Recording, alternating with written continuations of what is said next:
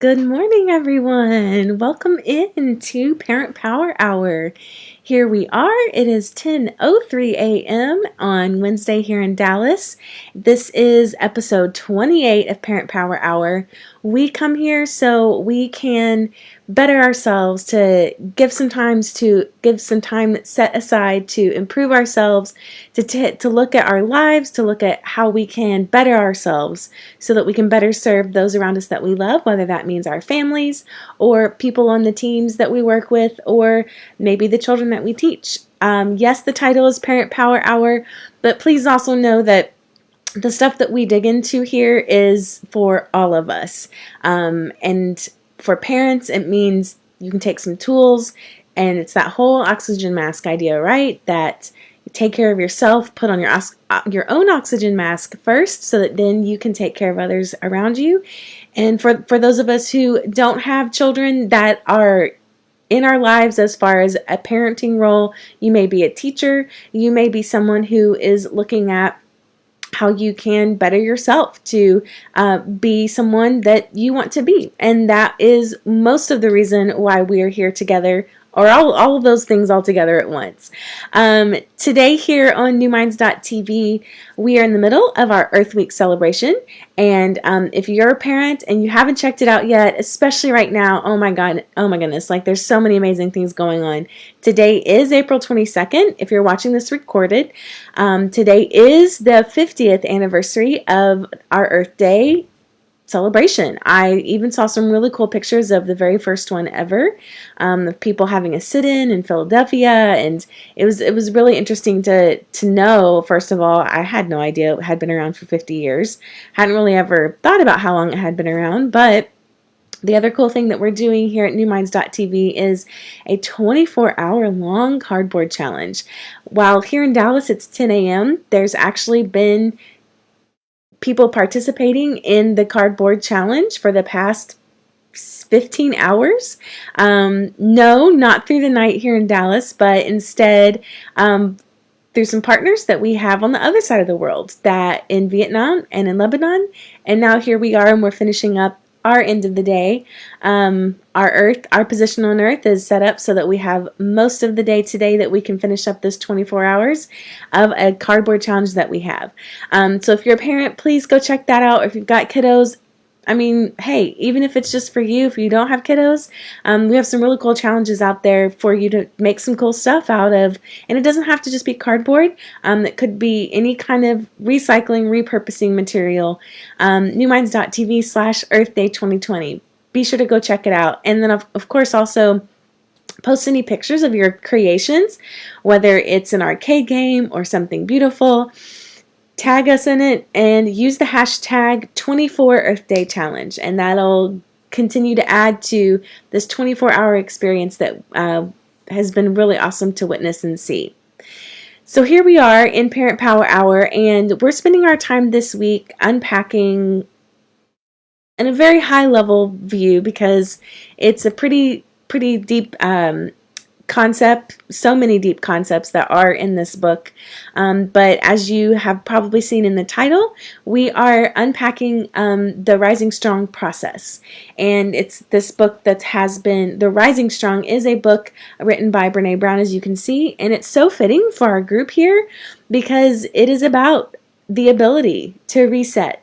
And last week we talked about ability being one of those things that is often associated with having a specific skill on how to do a specific thing, but ability can even be something about your practice and your approach, right? Because a skill can also be how you handle life. A skill can also be resiliency. A skill can also be, leaning into tough conversations. And so I want to throw that definition back up there again, so that you can see that whether you're a parent or not, whether you are working from home right now, the teams that you lead, the family that you lead, the relationships that you have, whether they're virtual or in person, are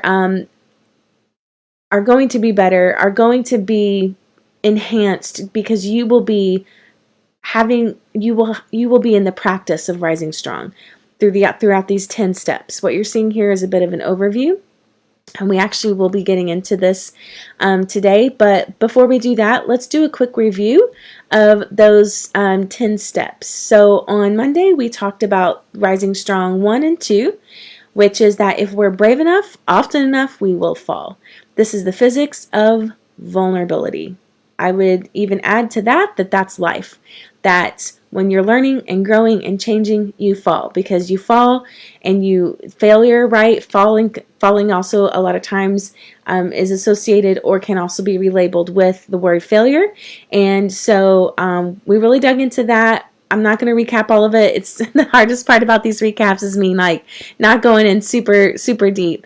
Because that was all episode 26 was 1 and 2. Rising Strong 2 is that once we get in the service of being brave, once we fall in the service of being brave, good news, bad news, we can never go back. And again, I could go on for hours about each of these topics, but we're just doing a quick review. Episode 27, of course, if you guys are interested in watching any of the previous episodes, hop on over to newminds.tv and you'll find them there. Episode 27 was Rising Strong 3 and 4. Rising Strong 3 is that the journey belongs to no one but you. It's your journey. However, you can't go it alone. You can, but it won't be successful. Like Brené says, no one successfully goes it alone. And yesterday we finished up with Rising Strong 4. It looks simple, and we're actually going to go in a bit further today with it as well, that we are wired for story. We're wired for making meaning out of things, right? We're wired for making sense of the world around us. That's how we learn. And so I'm so glad you're here continuing on this journey. As I kind of did an overview, there are 10 steps of the Rising Strong process, and it's just that. It's a process. I hope that if you don't ever see yourself applying all 10 of them, that maybe there's a hint or a piece of one of them that you can take with you. I would argue, though, with Brené's book being 100% research-based, all of these steps are things that she found in her research with hundreds and thousands of people. She's, PhD, LMSW. These are things that seem, a lot of times when we think about research, we think about, collecting that data, and 79,000 people were surveyed and 2 of them said that they like McDonald's on a Thursday. Like, who cares? Who cares? That's where we often think of, like me at least, data collecting and research in that sort of way. But of course, this is the kind of research that has the power to train us and to give us opportunities and skills and tips and tools and strategies on how to practice that competency, that ability of resetting. And resetting is where we're at. And that's part of the reason why I decided that this would be something that would be helpful for all of us to dig into a little deeper here, is because if there's anything that's been happening day by day since we've been in lockdown, in whatever phrase you want to give it, it's that we're constantly resetting. There's new changes, there's new expectations, there's new restrictions, this might change here and this might change there, but it's like reset, pivot. And so how much more fitting could it be for us to go through some steps and to bring some awareness and deeper thinking without you having to read the book. And that's the goal here. Do want to say good morning to, I've got some people on that are watching live, to Janet and my mom and Jess. Good morning, good morning, good morning. I'm so glad you're here. It's been a really interesting week here on the comments on Parent Power Hour. I think it's a good sign that the topics are really resonating with people, and that whether or not you've had the chance to read Rising Strong on your own, or if you ever will, that it shows that there's a level of resonance with all of us, and that this really does tap into where we are in whatever phase of life it is. If it's love, if it's parenting, if it's leading, if it's transforming the way that you lead your company, your business, whatever it is. So I'm glad to see that there's some number one fans out here as well. So today we're moving on to steps 5 and step 6 of the Rising Strong process. Rising Strong 5. Creativity embeds knowledge so that it can become practice. We move what we're learning from our heads to our hearts through our hands. I'm going to give you a second to process that on your own. Think about what that might mean to you. Think about what, think about how this might be something that you've already thought of before. Maybe there's something about the phrasing of it that, okay, well, what does creativity have to do with it? What about that statement, or what about this statement here in front of us surprises you? These are some teacher questions for those of you that are teachers and you're like, I know what you're doing, Kristen. Of course, if I was with students, what are some words there that you're not super sure about what they mean, right? Might as well just go on there. Good morning, Shay. I'm glad you're here. So creativity, and I don't know, you guys, like when I saw this, I was like, creativity, what does that have to do with Rising Strong? I mean, of course I already read the book and I've like studied it, and I still, when I got to this number 5, I was like, what? Let's see what this is about. So let's break it down a little bit. Creativity embeds knowledge so that it can become practice. If you think about it, when you watch little bitty kiddos playing for the first time and they're trying something out, they've got one of those little boxes that has the different, star, circle shape, triangle, and they have to take that circle piece that's in their hand and push it through that triangle shape that's in the box, right? And so what do they do first? Their cognitive process isn't there yet to understand this is a circle and that's a circle, match them, and the little circle shape will go in the box. So what do they do first? First, they poke around all the other shapes. Circle goes into star, circle goes into triangle, circle goes, circle. Boop, they figure that out and they pop it in. Probably after 2 or 3 of the different shapes, in an average learning level, they're going to have it figured out. And yet, you'll come back the next day and you see them poking around with it again. And they already did it yesterday for like 45 minutes. And you're like, I didn't think that was actually possible, that was that exciting to put a circle shape and another circle shape into a box. And then the next day you come back, we're like, oh, well, I guess kiddo didn't learn anything. I guess Jimmy didn't learn anything. Billy, that's his name. I almost said Bobby, and I knew that wasn't right either. I guess Billy didn't learn anything, because yesterday he was there with it for 45 minutes, and now here he is poking around again. Well, what Billy has done is starting to take and apply his knowledge and be creative with it, and start to poke around and see, well, logically, I knew that and I figured out the system, but now I'm going to take off the lid. I'm going to put all the shapes inside the lid, put the lid back on, and see if I can get them out from the outside in, right? Or from the inside out. Or what's going to happen if I put them all inside and shake them around? They start to, you see this in the learning process with little ones. This is an example of how I feel that we can break this down for us, is that in our creativity, it's an ultimate act of integration. It's taking a concept and seeing it, learning it, experiencing it, thinking about it, adding it to your own life, trying it out in a different way, trying it out with someone different,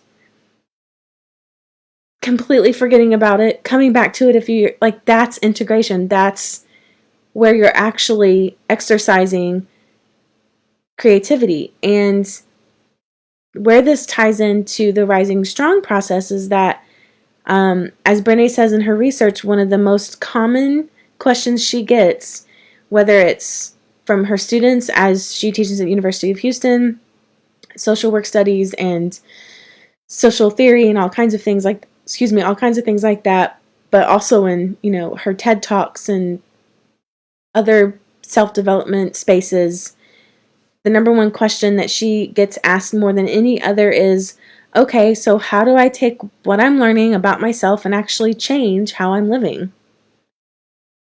And I bet you probably asked yourself that same question several times showing up here at Parent Power Hour. It's one of those days, guys. It's Wednesday. I'm like not able, and I've had lots of water, not able to get the words out, but we'll get in the groove together.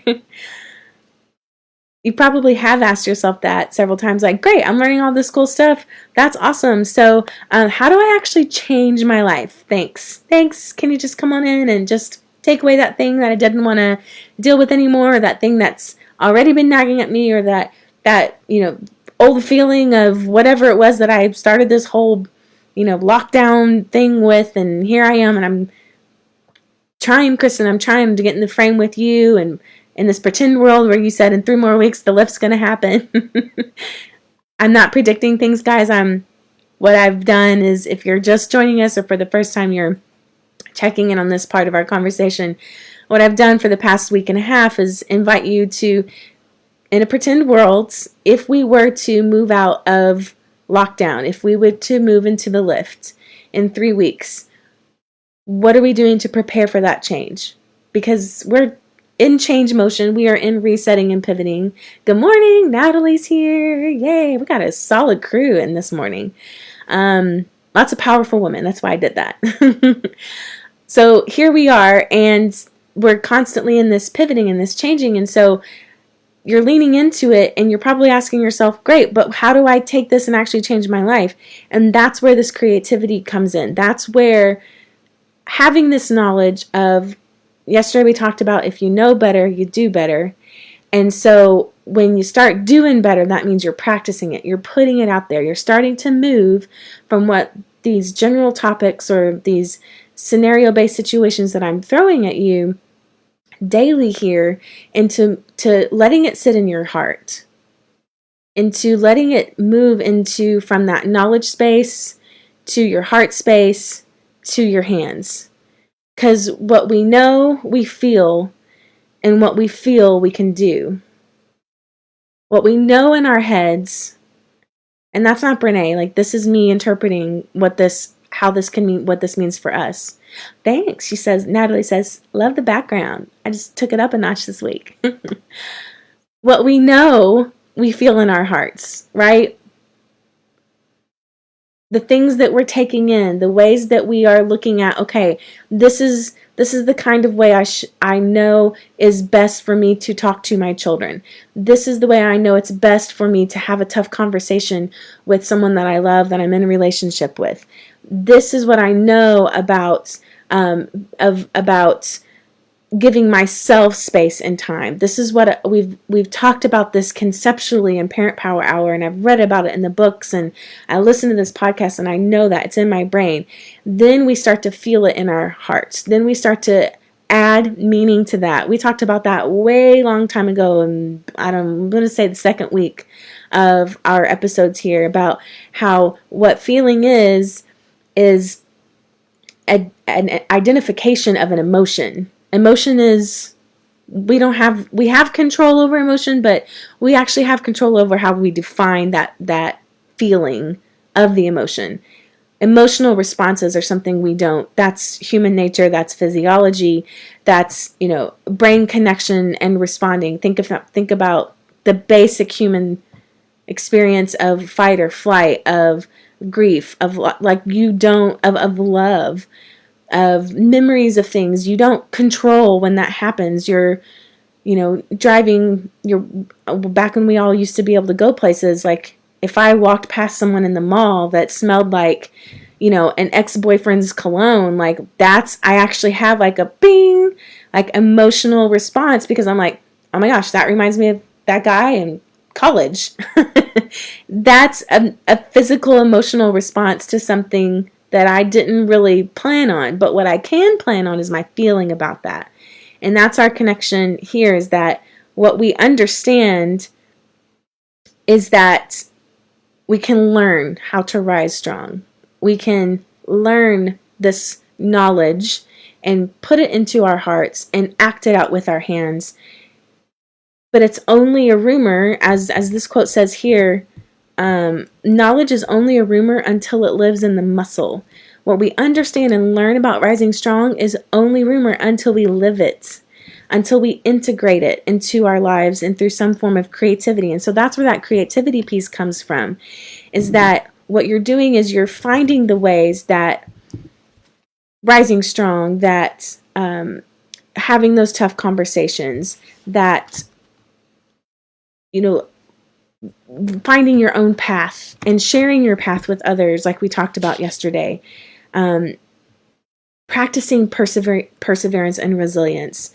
Practicing living big with bravery, integrity, and generosity. That's not the right B, but I can't think of what it is right now. Those are the things that we know, and so then we start to integrate them.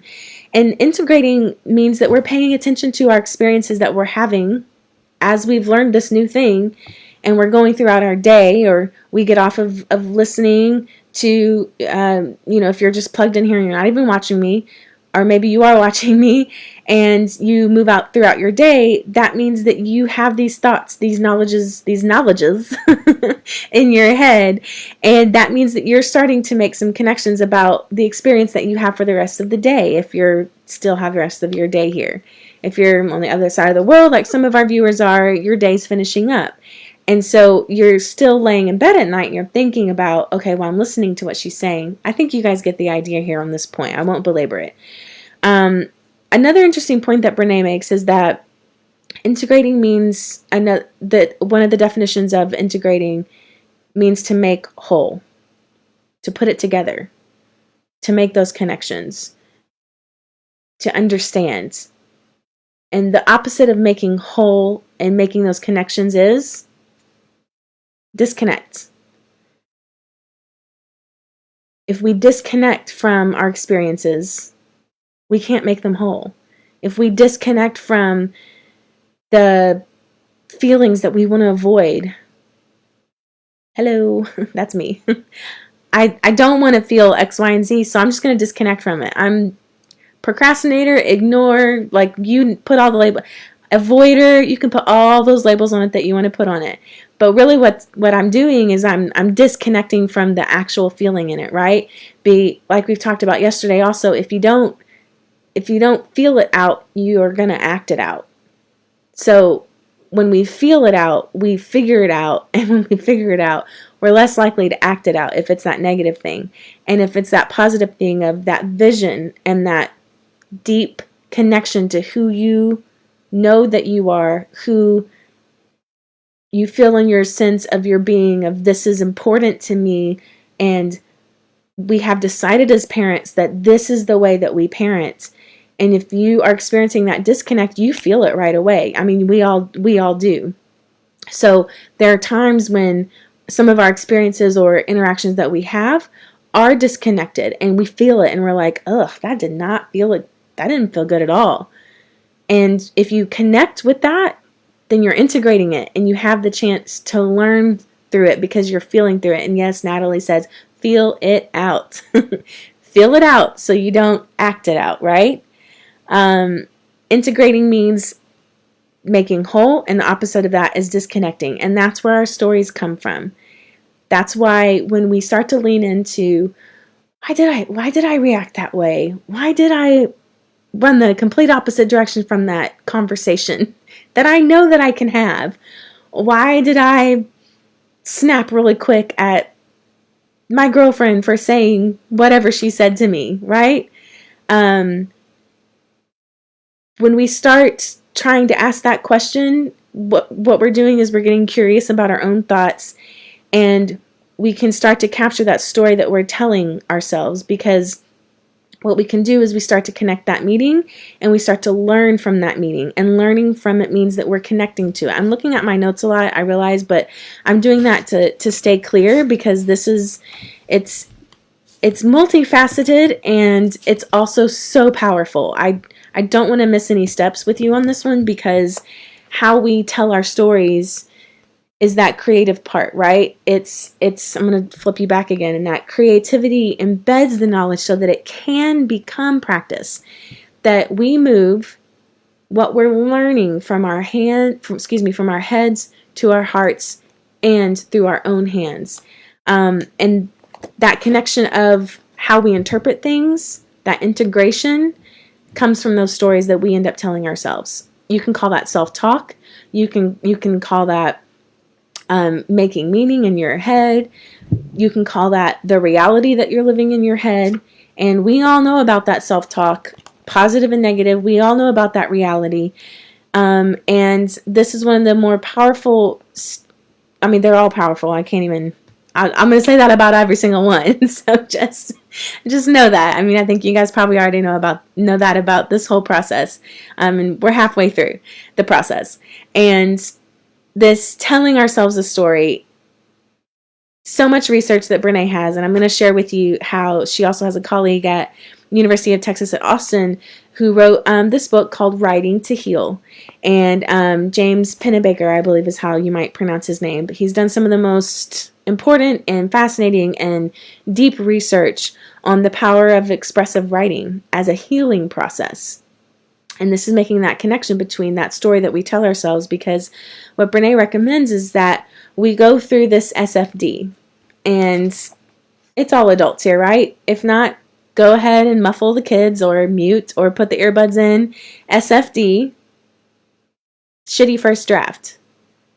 A lot of times when we're reacting, that emotion that kicks in when something's happened or something's changed or we're required to pivot or name the scenario, our first jump is to tell ourselves that shitty first draft, that SFD first. If you want to use it with kids, I think it's like sucky, stormy first draft. That's a good translation for kids.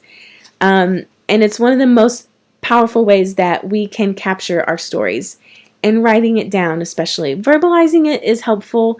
Verbalizing can lean into the zone of venting, and that's a different process, or that's a different element of the process. Venting is an important part as well. However, writing it down gives us the power of organizing our thoughts. It gives us focus and organization. I know there's a lot of you on here that are writers, that do, you feel it and you type it out in an email that you don't ever send. Don't send it. Because that's just the thing. This is this gut reaction, this 5-year-old version of you that's wants to, I don't want to, whatever it is, right? Throw that tantrum, get out all of those things. A lot of times that story that we make up starts with these things. How am I feeling, right? Here's what I'm feeling. I'm feeling da-da-da-da-da. My body feels this way. My heartbeat's racing. My palms are sweating. My thinking is that, I'm making up the story in my head, and I'm thinking about how this, person said that to me, and so that probably means that they think this about me, right? My beliefs. The story I'm making up about my beliefs is that, well, I believe that because they think that about me, that their life is probably blah, blah, blah, blah, My actions. The story I'm making up about my actions. Well, I did X, Y, and Z, and she didn't do X, Y, and Z, and she should have. Get all of that out. Storytelling is creative. And Brené also suggested if you do have someone that you trust who has the skills and patience to listen, you can talk through your SFD, but writing it is always more powerful, because writing it, gives us that structure of organizing our thoughts, and don't censor, which is probably one of the harder things about writing. It is for me, at least, unless I'm planning. If I'm like planning, then I can, because I'm organizing anyway, as far as planning a lesson, planning how I'm going to share some thoughts with you all. But when it comes to storytelling and writing, putting your language to it, organizing your thoughts gives you that experience, and don't filter it. Write it out in a way that you might actually be embarrassed if somebody found it. Because that ensures that you're not filtering. We lean into that because that helps us to process that SFD. It helps us to tell our story. It helps us to make meaning and to make some connections of how we're responding to things, how we're what it could mean. Why did that make me feel this way? Why did I respond this way? Let me go back to those things again. Your sentence starters, page 86. Here it is. The story I'm making up about my emotions, my body, my thinking, my belief, my actions. Page 86, if you ever get the book. This overlaps with the 6th step, as it would, because that's just Brené. She's amazing. And of course, all the research has happened around it. Rising Strong 6. Rising Strong is the same process whether you're navigating personal or professional struggles. Yeah. A lot of us think that we can. I just had to take a big old deep breath on that one. I think you probably heard it through the audio. Rising Strong is the same process whether you're navigating personal or professional struggles. And for some of us, this isn't that surprising. You're like, duh, like everything is all connected. I know that. For others of us, we compartmentalize. This is my problem at work. This is my problem at home. This is the problem with my children. This is the problem with my coworkers. This is the problem with my boyfriend. This is the problem with my client. A lot of us will separate those things and we'll try to deal with them in different ways, but this process is the same whether you're navigating a personal or professional struggle. You can interpret the way a teammate has spoken to you, an email that you received from a client, a sibling rivalry. I was doing so good for like 8 minutes. Sibling rivalry that could kick in, old experiences and definitions of familial roles, family structure, that all of those things are also instances in which this Rising Strong process can serve us. Particularly when it comes to our relationships because of the story, and even work relationships, business relationships, we still tend to process our experiences with other humans through telling stories, through saying, well, they did this to me because they're probably doing da da da da da, and I have to do da da da da. That's how we process it. It's how we think about. Well, it's all about our process, about our emotions, our thoughts, and our behaviors, the way that we feel, the way that we think, and the way that we act. And that's that connection there, that if it stays up here, we can't move it here, and that's definitely gonna bust out of how it comes out into the world, right? So our practice here on this step of Rising Strong is that we begin to practice the stories that we tell with ourselves, and also, let me skip to the right page so I'm being clear with you all.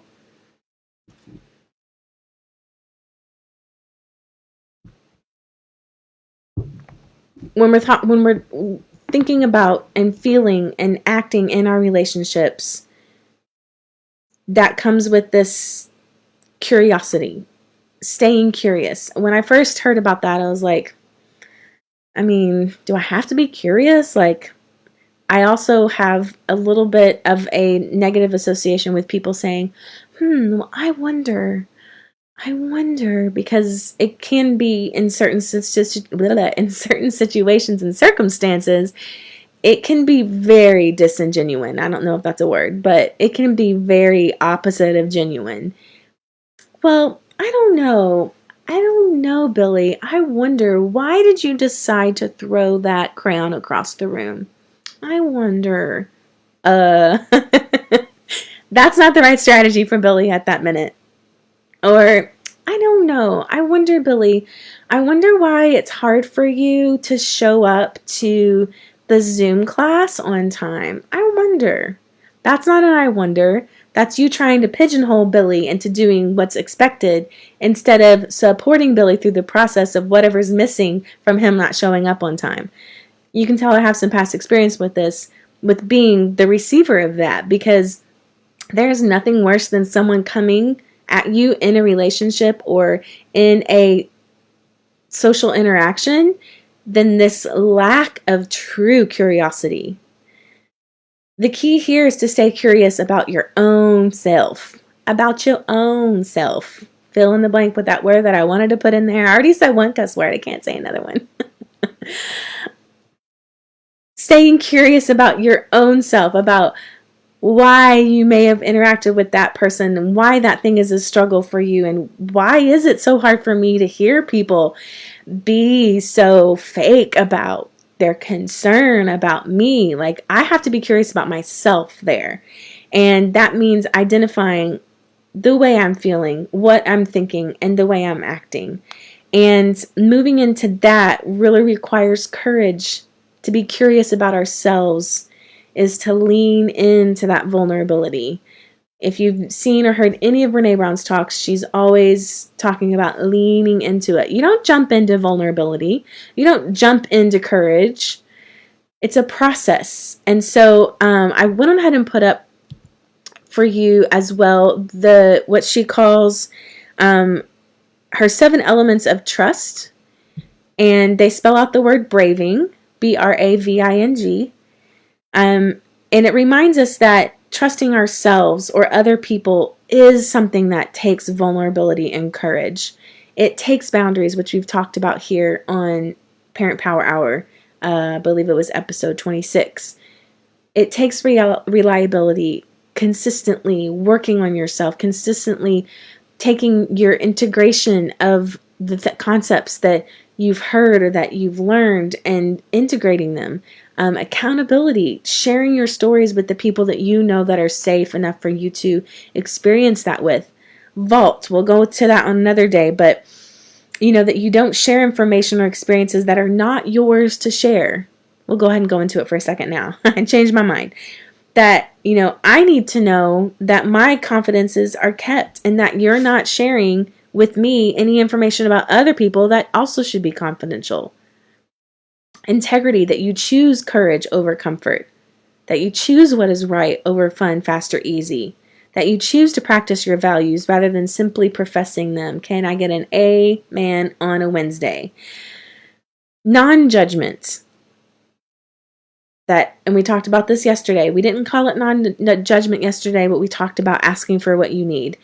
Non-judgment is, I can ask for what I need and you can ask for what you need. We can talk about how we feel without judgment.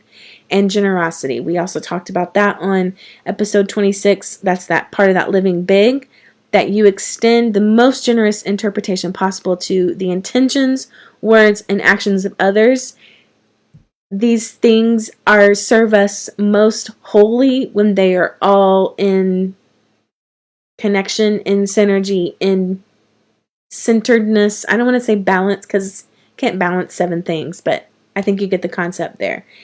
And that's how we move forward in the in the rising strong process, and these 7 key elements of rising strong, which are those 7 acronyms. Braving. Here's some final wrap-ups on these questions for braving. Self-trust takes a big hit when we find ourselves identifying with moments of past failure. Let me say that in another way. That was really complicated. we tend to lose a lot of self-trust when we look back at all of our past failures. When we look at, even this morning, if something didn't go the way that you wanted it to go, you start to knock yourself down, right? And in many of these interviews that Brené conducted about personal and professional failure, the research participant would say, I'm just going to read it to you to be clear, I don't know if I can trust myself again. I've lost faith in my own judgment. And I bet some of you that are on here that are experiencing loss of jobs, loss of security of what's going to happen in the future. I mean, we are all experiencing loss beyond the collective loss of life, loss of ability to move about freely. But you're probably starting to get into the self-judgment zone of, I don't know if I can trust myself again. And I think I've lost faith in my own judgment because now my company is starting to happen in this way. And I didn't pivot the right way 5 weeks ago when I should have. And if you reread this checklist, this braving checklist, and change the pronouns, you'll see that braving also works as a powerful tool for assessing our level of self-trust. So I'm going to put it up there again and verbally walk you through this. B, self-trust. Did I respect my own boundaries? Was I clear about what I was okay with and what I wasn't okay with? R, reliability. Was I reliable? Did I do what I said I was going to do? A, did I hold myself accountable?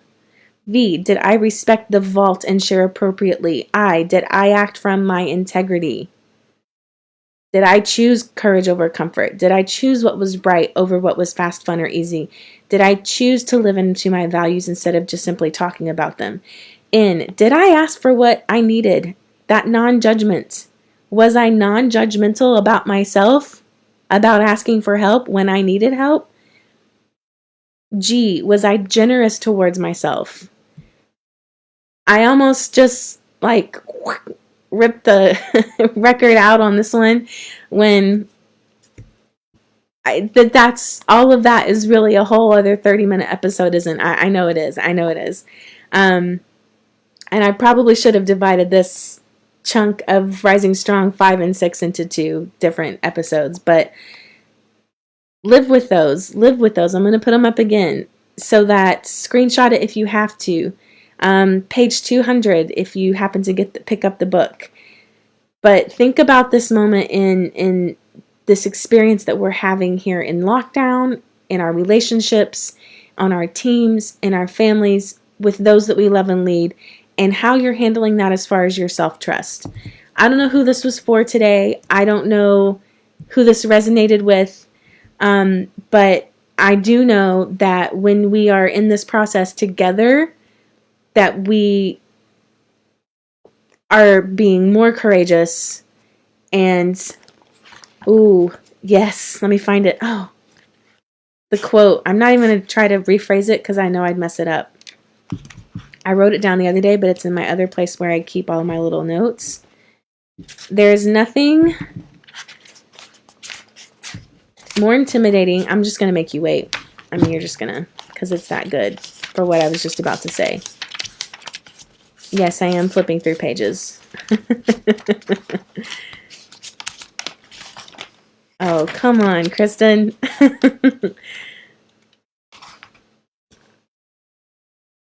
I really don't want to try to rephrase it because it's just so good. Maybe it's more towards the back. Hang with me, guys. Don't leave me because this is going to bring it all home. We can't rise strong when we're on the run. I did share that one the other day. There's nothing more frightening. I'm going to try to paraphrase it because now I've kept you waiting too long. There's nothing more frightening or dangerous or intimidating, maybe that's the right word, to the fearmongers, to the critics, and to the skeptics than those of us who are willing to fall and get back up. Oh my gosh, I can't find it. I'm starting to turn red. I can feel it because I'm so frustrated because it's like the right thing. There it is! Yes! There is no greater threat to the critics and cynics and fearmongers than those of us who are willing to fall because we have learned how to rise. There's nothing more intimidating and no greater threat than people who are running around, what are we going to do? What are we going to do? How are we going to do this? How are we going to handle that? Than those of us who are leaning into our self-trust, who are reconnecting with that and asking ourselves those tough questions.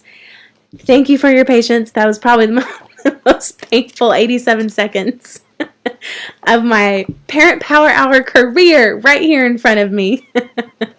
It's for somebody. I know it is. If it was for you, please comment, please share, please like. If you know somebody in your life that could be risen up, that you can help them rise up, that could have another chance to live their life by leaning into the ability to reset and transform the way that they love, the way that they live, parent, and lead. We've got 2 more episodes this week to wrap us up on the 10-step process of rising strong. Thank you so much for bearing with me today, and I hope that you were inspired and that you found something real. And as always, pursue your passions, whatever they are, until they become your talent. And I'll see you again tomorrow. Thank you so much, you all. Have a wonderful rest of your day or your evening if you're on the other side of the world.